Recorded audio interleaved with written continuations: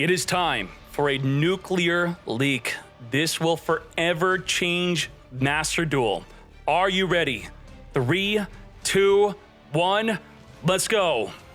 There can only be one winner, and you're looking at it. Let's go. Now, what do we have here? We have a 6,000 attack, unaffected by everything, Arrival Cyberse Ignister. And in the hand, we have a Nibiru.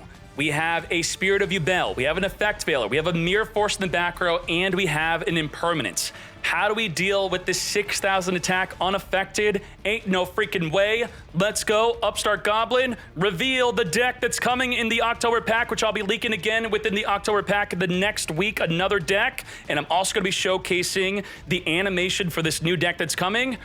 Boom. That is, in fact, your eyes do not deceive you. This is it. Sanguine Summoning. You are unaffected from all activated effects onto your Fire Dragon monsters within main phase 1. Let's do the play. Let's see what's good. How can we break an unaffected by everything 6,000 attack? And they have 18,000 life for some reason. How the heck is this even possible? Let's go. Sanguine Summoning, searching our deck for our brand new card. We have the Pydra. Now, Pydra's going to activate, Imperm will negate, but we are unaffected thanks to the field spell mate. I don't think so. We're going to grab the Sanguine Kaimin. We're now going to, if we control a Fire Dragon, special summon the Tenpai Chundra. And now we're going to be summoning the Bident Dragion. Bident Dragion's going to be reborning from the graveyard. Veiler negate, but again, Sanguine Summoning. We are completely unaffected. I don't think so. You're now going to be making, holy moly, this madness is absolutely insane. So within main phase 1, we're unaffected from activated effects. Well, what about the battle phase? This states that your opponent cannot activate cards or effects during the battle phase whatsoever. So if they have a Spirit of Yubel, they can't activate it. If they have a Mirror Force, they cannot activate the Mirror Force. So Nibiru, well, I'm still unaffected thanks to the Sanguine Summoning. So Nibiru does absolutely nothing. So we just ate up a Nibiru, a Veiler, and Impermanence. We're now in the battle phase against a 6,000 unaffected by everything card. So how do we deal with this still? We're going to activate the Sanguine Kaimin. We're going to be grabbing the Fadra. Fadra is going to be reborning from the graveyard on summon or at the start of the damage step. We're going to reborn our Chundra. Now, Chundra is going to be re-summoning from the deck of Pedra. Now, we're going to get attacking. Attack number 1, well, with this field, thanks to the Fadra and the Pedra, we take no battle damage and we cannot be destroyed by battle. Attack number 2, why are we attacking for no reason? Well, on the third attack, we can now use the effect of the Engrave monster, the Bident Dragion, to reborn from the graveyard to non-target destroy a spell and trap card on the field, either field. So we're going to summon, and we're going to destroy our field spell. The field spell protected us in main phase 1. Now, within the battle phase, if we destroy it, it's going to double the attack of one of our monsters. Boost! 6,000 attack, wiping out the unaffected by everything Arrival. Now we're going to keep on attacking. Pedra, remember, they have 18,000 life. Attack again, and all of the non-synchro Tenpais have the quick effect to synchro in the battle phase. Remember, the Transcendent Dragon states that the opponent cannot activate anything within the battle phase while this is on the field. And let's say you imperm this, if they could activate, you could then chain activate your other Tenpai Dragon to dodge the impermanence. So targeting disruption, you could dodge it in the battle phase. We're going to fuse into another Bident Dragon. We're then going to fuse into, not fuse, but synchro into a Trident Dragon. On summon, we're going to activate, pop in 2 cards in the field, up to 2, then gain 2 additional attacks. They still have 11,000 life. What's going on? Well, we are now going to summon the Transcendent Dragon onto the field because we already declared 3 attacks this turn. And on summon, it's going to non-target destroy a card on the field. The Mirror Force, which was not activatable, has just been destroyed. Attack 1, attack 2, attack 3, attack 4. That is 18,000 damage we dealt through an unaffected. They had a Spirit of Yubel in the hand, they had Nibiru, they had Veiler, they had Imperm. Now, what do you do if there is a Yubel on the field? Because Yubel could actually counter this deck, and I'll be explaining how that works. Let's first watch the next duel. And we'll do it through a pot of pee. So let's speed this up. All right, there you go. So the problem here is if we deal with the Spirit of Yubel through a card effect, the field spell will trigger to summon a Yubel onto the field, and the Yubels cannot be destroyed by battle.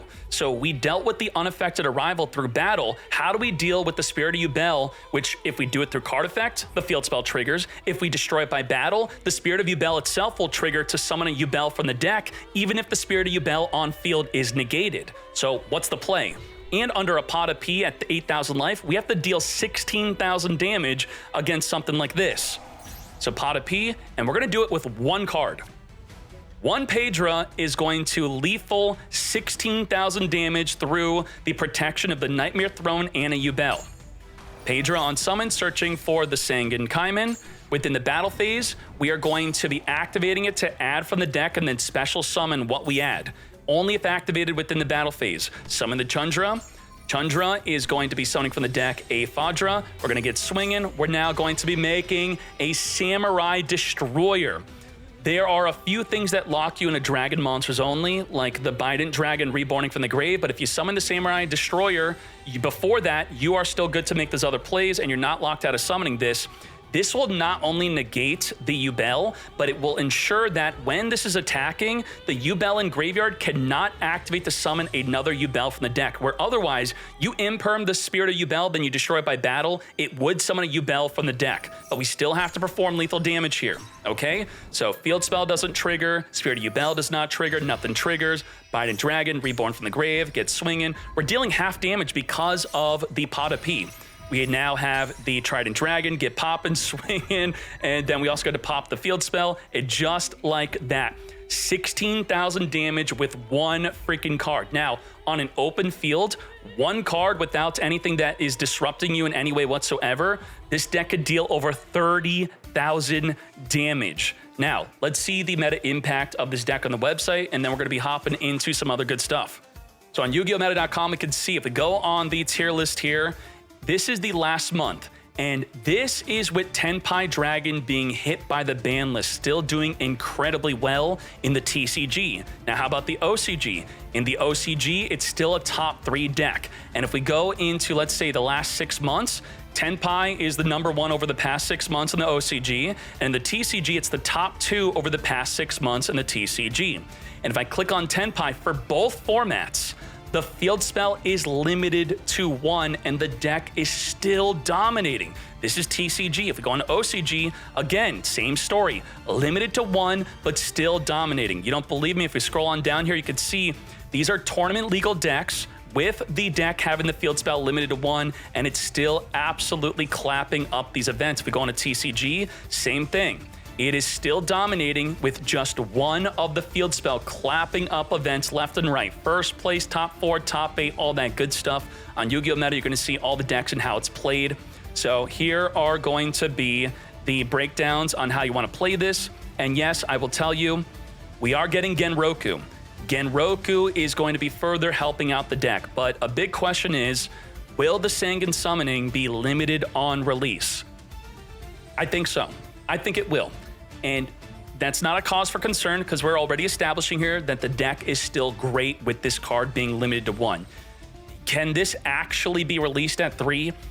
It would be way too destructive to Master Duel. Ain't no freaking way. I've been playtesting this deck a lot with just one Sangan Summoning. The deck is still absolutely nutty. So let me show you specifically a deck example of what I think would be pretty good in Master Duel. And also I could talk real quick on what's going to happen with Yubel that specifically counters this and what this deck will be a common turn 1 play, a very simple one. So let's see. I'm going to be going to the filter here under TCG. And there's a deck that I really liked. I'm going to do tier 3 events only. It got first place of a 2300 event.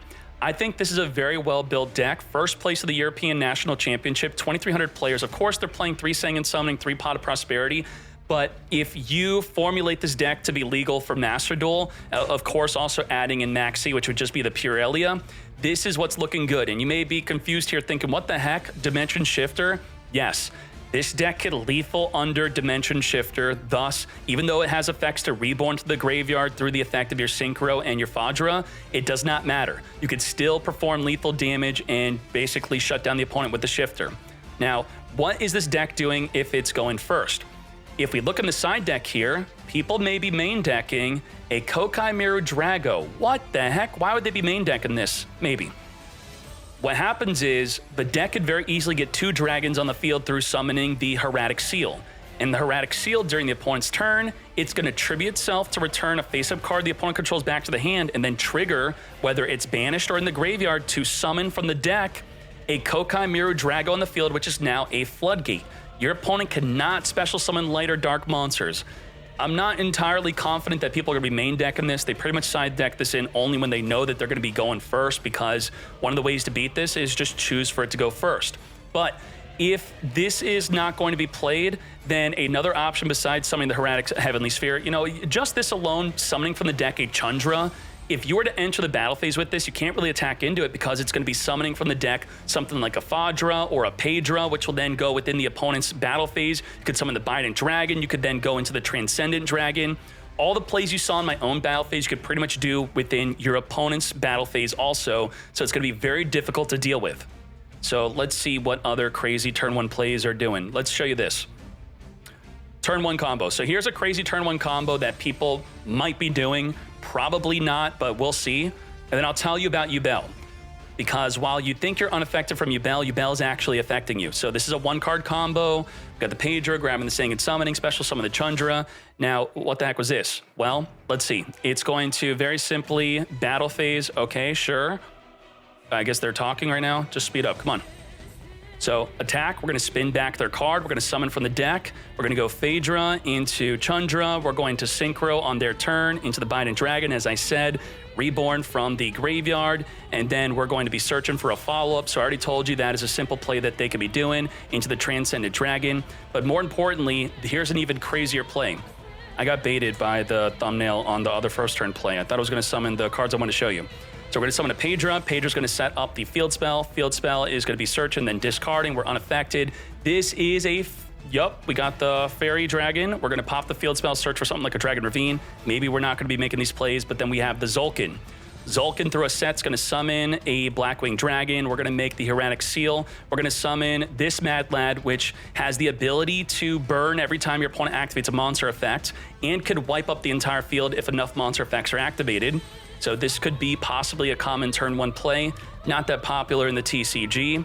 As we then tribute, spin back, we're going to summon a Phaedra. Now, what's crazy here, we're not done. Because the Phaedra could set a card during the opponent's turn that will trigger the Zulkin to summon a Crystal Wing Dragon for a Monster Negate. Set, summon, do it. There you go. Monster Negate additionally during their turn. So again, the deck is known for turn 2 Wham Bam Thank You Ma'am Lethals. Now, let's talk about Yubel real quick on how it counters this deck. Normally, in your turn 1 play for Yubel, you're not summoning a D-Lotus.